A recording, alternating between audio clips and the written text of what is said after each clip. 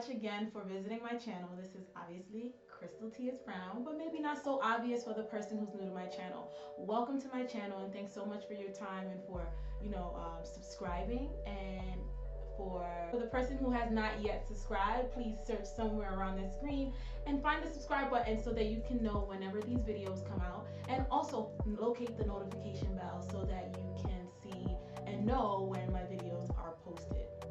So let me jump right into it. I first want to ask you all, how are you doing in this time of the quarantine, this time of COVID-19 running rampant? There's so many different things going on, so many uncertainties. I mean, you name it, it might be happening, but I just want to encourage you that we all will get through this.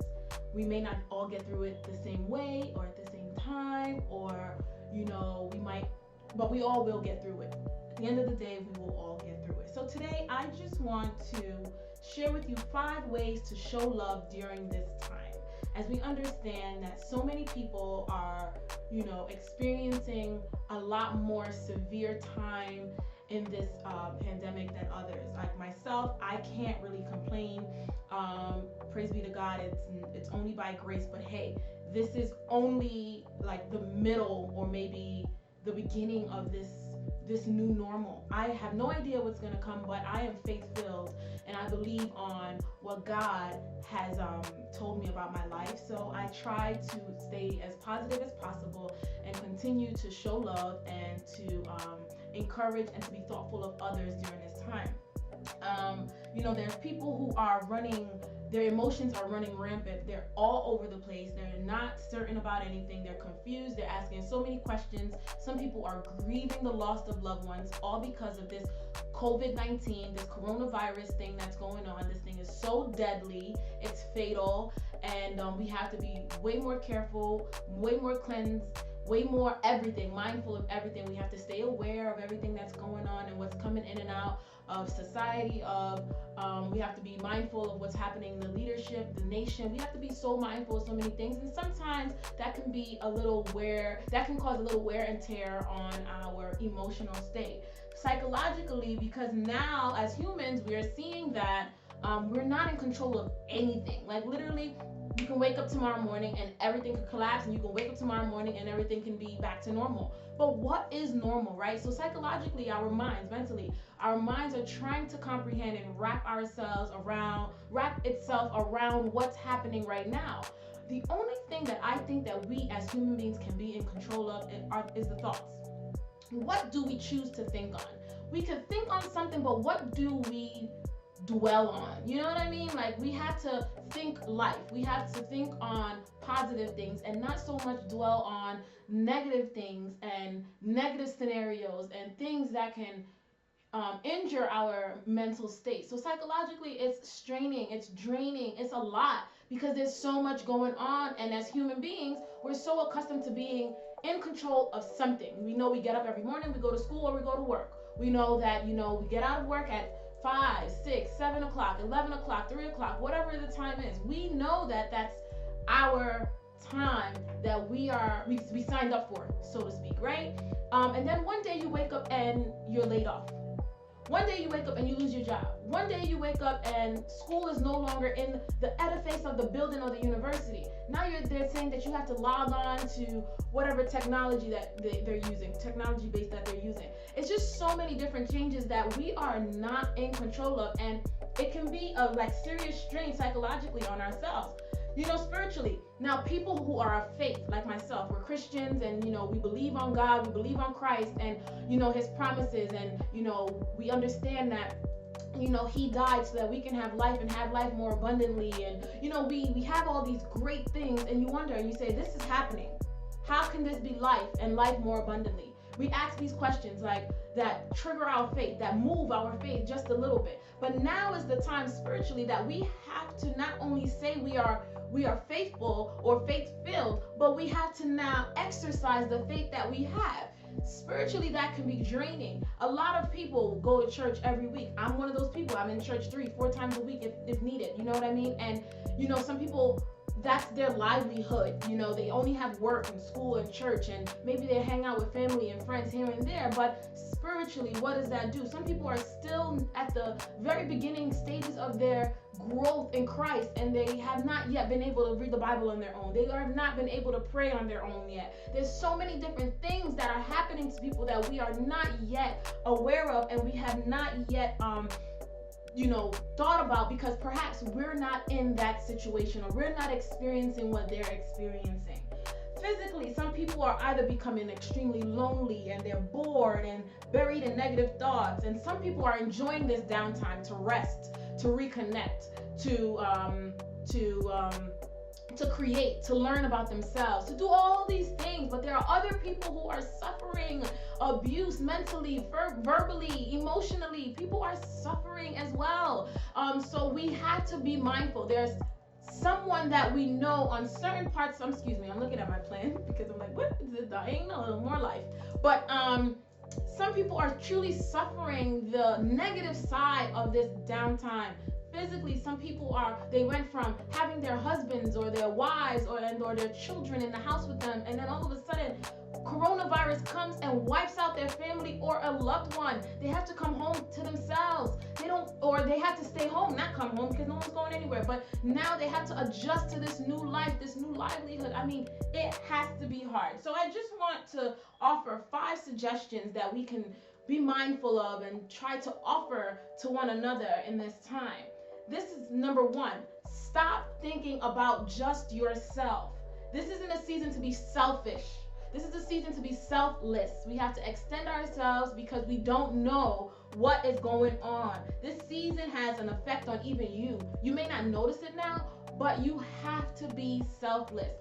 I won't say not to take care of yourself or not to think about yourself or not to take the time that you need to be a healthy support to someone, but I don't want you to take this time to say, this is my time, I've been doing this forever. You know what? You have to continue, because it will be so heartbreaking to know that you could have done something that you didn't do, and then later on find out, and then what happens? That's a whole new ball game in itself. The second thing I would suggest is the expression of love. There's so many ways to show love. Love is not just something you do. Not just something you say. It's something that you can do. There's an expression. You can communicate. You can have chats with your loved ones and your friends. You can send a DM to someone who you barely know, but on social media, you've seen them, you've followed, you've commented, but you might see that perhaps they're sending messages on their feed that could be very alarming, right? Or you can see like, that's not something that they would have normally done. And also, the person who seems so bubbly and having such a great old time, it doesn't hurt to send a DM. Social media is called social media so that we can be sociable. We can't just like, well, I'm just going to sit here in my little corner. No, you cannot just sit here in your little corner, because this is a pandemic that is affecting everyone. It's not discriminating in any way, shape, or form. It's not racial. It's not economically. It's just everyone. It doesn't matter. Rich, poor, black, white, boy, girl, old, young, male, female. It doesn't matter. Everybody. This thing is not discriminating. So love is something that needs to be shown in this time. You know what I mean? Social media could be sometimes a portal for people to express themselves. Some people don't really have friends. Some people's only friends and family members are on social media. Some people live and thrive off of social media. So, sending that DM won't hurt. Or someone who frequently posts and then all of a sudden they're not posting. A polite checkup or check-in with someone will not hurt. I'm sure they'll be thankful, and they will appreciate you reaching out to them. The third thing that I would suggest is calling, texting, and answering your phone. Please. I can tell you the truth. I am a person who keeps my phone on silent 24/7. My phone is on silent 24/7. But I'm active when it comes to looking at my messages and or returning phone calls. I may not get the phone call right at that moment because, again, my phone is on silent. But please do. You never know why somebody's calling you. And don't assume negative over positive. Don't assume anything. Just pick up the phone or send a text message or whatever it is. Do what you have to do. This is not the time to think about, I don't feel like talking to this person. You get to decide how long you stay on the phone with somebody. You get to decide how long that dialogue goes. If you feel like it's not this right now is not the right time. But don't ignore it and then later on find out that something else happened. I'm not saying to dwell on negative things, but what I'm saying is to be of support, be present for those people who are looking to you, those people who love you, those people you love. You know, you want to be present. You know what I mean? There are people who are in a household of 4 and 5 and they're still feeling lonely. You might be that person that they reach out to, and they may not say it in the beginning, but you can listen to voices. You can feel people's presence even over the phone. You can know like something is not right. You know, we have to exercise the gift of discernment. So that's number 3. Number 4 is speaking words of encouragement, speaking life into someone. You may be the light source to someone else. You might be that positive energy in somebody's life. Somebody could be on the verge of thinking the most negative thing in the world, and you might be that person who can uplift them and bring them back over the fence, back to the greener, more pasture, more, lively things. You know what I mean? Some people are literally drowning in their thoughts. Some people are literally, just there. Like every day they're just there. They have nothing to do. Everything that they ever known themselves to do or to know has been taken away from them. And now is the time for you to remind them that God is faithful, that God loves them, that you love them, that you think about them, that you are praying for them, that, now is the time for you to exercise that and to be the light in someone's life. And number 5, pray. Prayer. Pray for yourself, pray for others, pray for your loved ones. Pray for your nation. It doesn't matter whether you like your president or you don't like your president. It doesn't matter you like your prime minister, you don't like your prime minister. It does not matter about the government officials that are there or not there. You need to pray. You need to have a voice in what's going on. This pandemic is so deadly and fatal. And also another thing that we need to pray about is, Lord, equip us for after this, because definitely and absolutely life is not going back to what it was before March. There's a new thing coming. So we need to ask God for the equipment, for the grit, for the awareness of whatever it is and that preparation. So those are the 5 things that I wanted to share with you that I too am practicing in my own personal life. And it is going extremely well. It feels good to be good. It feels good to do good. It feels amazing to be selfless. It feels amazing. People have been reaching out to me about how much, oh wow, I didn't know that you were like this. I didn't know that I've been friends with you for X amount of years, and I didn't know that you had this vulnerable soft side. And it's not necessarily a vulnerable soft side. It's just taking away that guard and not thinking just about Krystyl. It's not always about me and not always about me getting hurt or me being vulnerable and me being open, but it also can be that some people around you, God has placed them in your life for you to exercise the very things He's given us, the gifts, the love, the everything, and to display it onto others. Have mercy on others. People will offend. People will do things, but do not be so upset with the offense that you can't forgive the offender.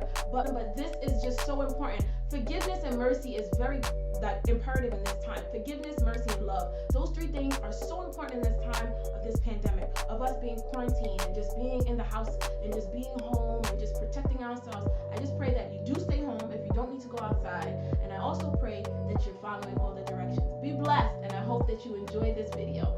Comment below, like, and also don't forget, please do subscribe.